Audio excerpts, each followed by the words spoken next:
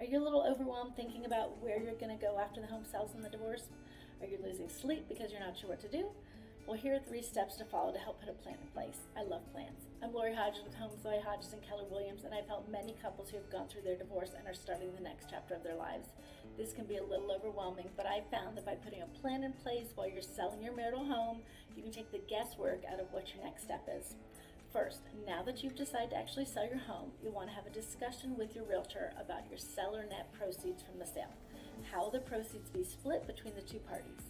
Second, once you know approximately what your share of the proceeds will be, you'll want to decide if you want to buy another home or if you want to rent for a period of time after the sale. Regardless of the choice you make, you'll want to put together a new budget with your new income situation. This may or may not include alimony or child support. Lastly, once you have a budget, if you do decide to purchase another home, contact a great lender to get pre-approved on your next purchase, which may be subject to the contingency of the sale of the marital home. If you need a lender, we can give you recommendations.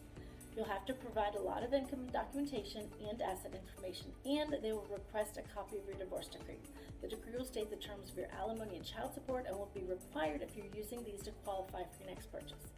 Sometimes you'll need to be receiving child support and alimony for a minimum of 6 months before the lender can actually use this income.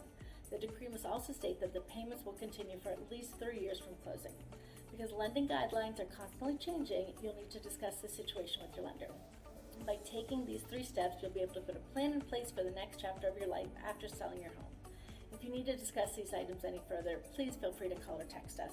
We'd love to help you. Again, this is Lori Hodges with Homes by Hodges and Keller Williams. And believe it or not, even during a divorce, we can help make realty dreams a reality. Have a great day, friends. Bye.